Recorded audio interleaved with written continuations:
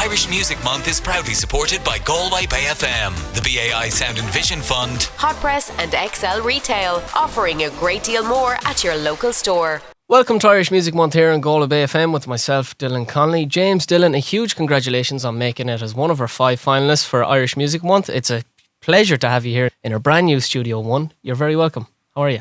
Thank you. I'm good, very good. Dylan James, interviewing James Dillon today. No, I'm delighted to be here. Thank you so much for having me as part of the competition. And it was a dream come true when you let me know that I would be part of it. I'm absolutely delighted. You're very welcome. Brilliant. Well, it's lovely to have you. So, James, for the people out there that mightn't have heard of you before, can you tell us a little bit about yourself?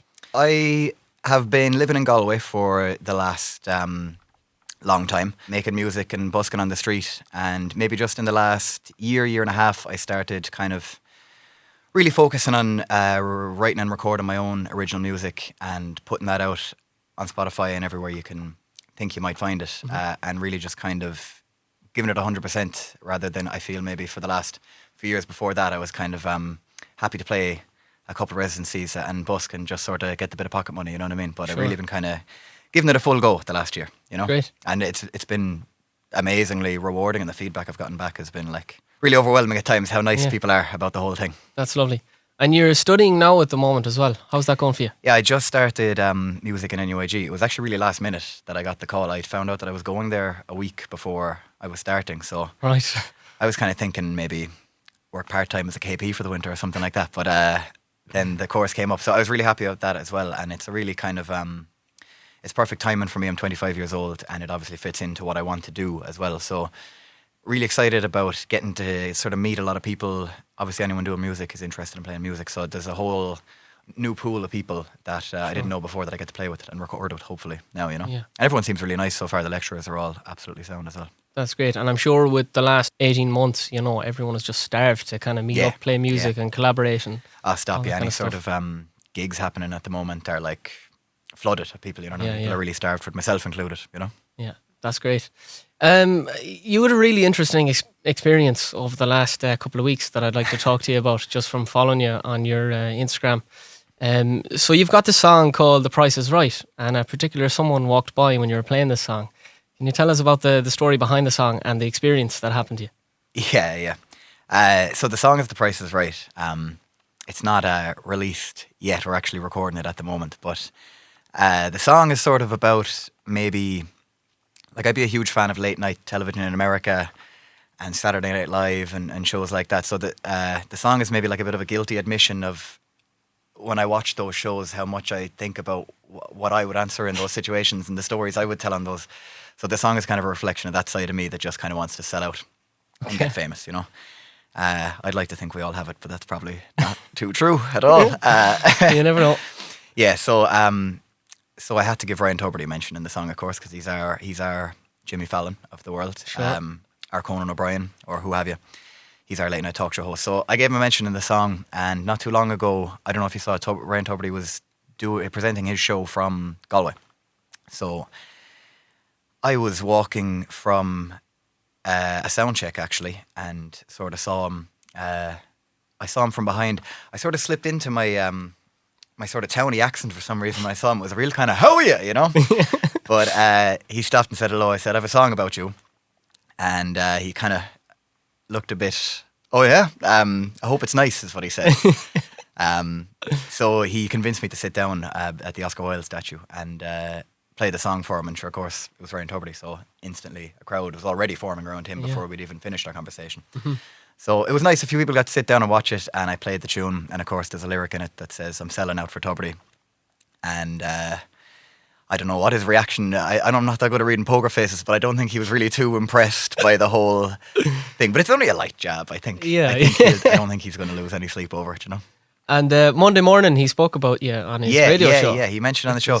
There was one big shame about the whole thing that I regret, unfortunately, that he didn't tag me in the post. He asked me, and it's not his fault at all, he asked me my Instagram name. And as I said it, someone else was talking to him. Okay. And that whole thing.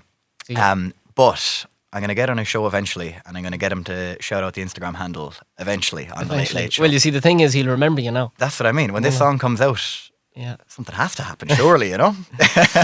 Oh, that's great. Can you describe to me what your favourite part is about being a musician? So I busk a lot. Obviously not so much in the last 2 years or so, but before that, that was full time what I was doing. Besides, of course, the odd couple of gigs. But I really would have considered myself a full time busker for years and years.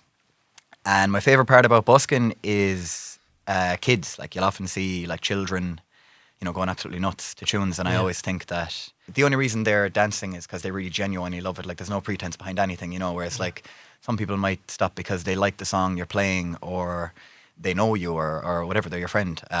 Whereas I think a child, like showing that they're really into what you're doing is like a real stamp of approval on, they're unreservedly liking it. I also kind of think to myself sometimes that like that maybe the reason why I'm still doing this is when I finish writing a song and it's always the newest song. Like I always think of that as my absolute best song. I'm sure you can relate as well. That's always the way, yeah. And because it's fresh. Exactly, yeah. And like I'm my own biggest fan for sure. I'm unashamed about that, and I would listen to my own newest song again and again and again and again and just love it. So like I've never had that feeling anywhere else in my life. Nothing ever really kind of gets me going like that. So I think I'd have to say it's that. And then obviously there's things like playing on stages, and I've been extremely lucky to have once or twice in my life singing people in a crowd singing back my own lyrics to me. That is like a real goal. To have a room full of people doing that would one of the most rewarding things about playing a gig is if you have people singing back your lyrics. Like it's a real sign that you're and I think that's the goal when I'm writing music. Maybe there's two. I think the first goal always has to be that I'm making music that I want to hear, and that is first and foremost what I'm doing. And that kind of gives you the bit of security that sure, if it doesn't work out, well, I made something I really like. Yeah. But another, I think, goal, at least for me, when I'm writing music is to try and write something somewhat relatable. You're not trying to pander when you're writing, but like you would hope that what you're writing would resonate with other people, and that's the biggest sign of it, Of course, it's amazing, like, yeah.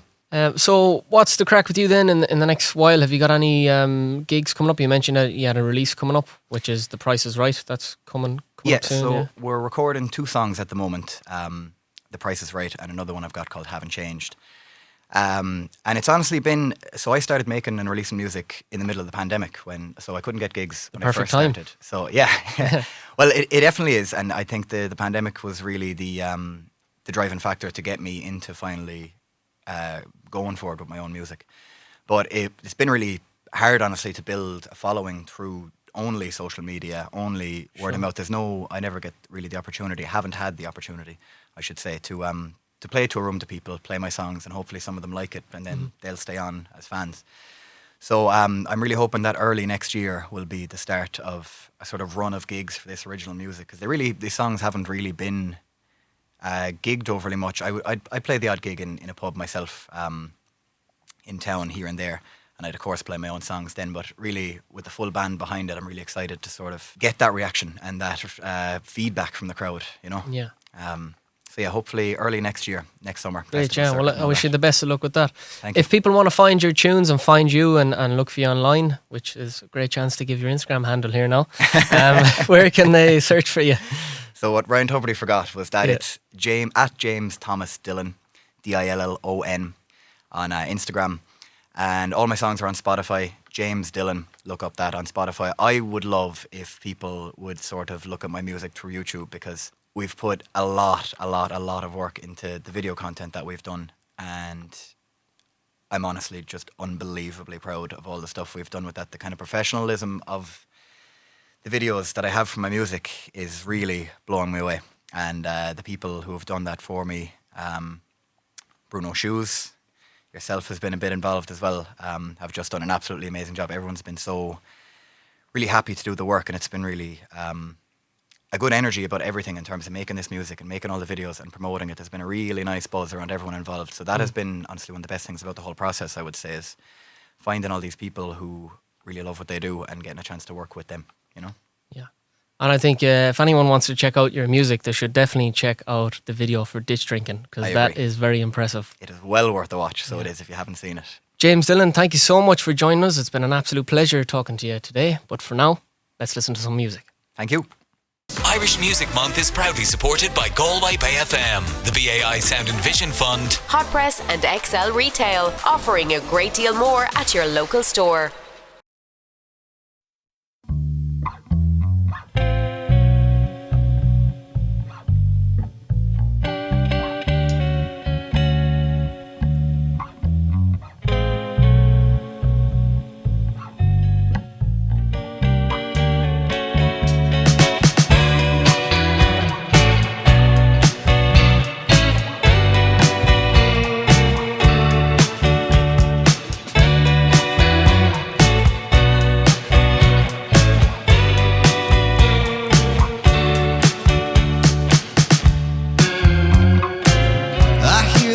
track as I crack one off to thunderous applause.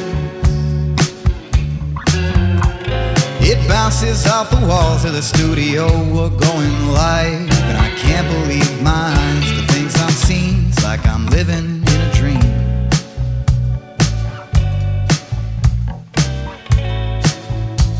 But all I want and do is be known and loved.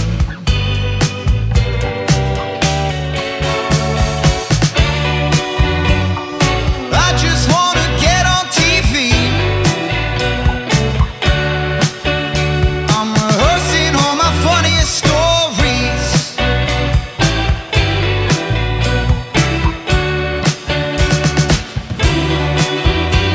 I'm selling out for tour Brody.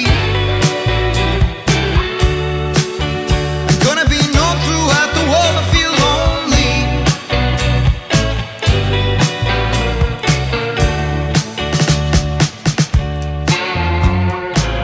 I feel a snap, it brings me back to who I am and what I need. But I'm too far down the track of putting all my self-esteem on what others think of me. And I'm gonna be on reality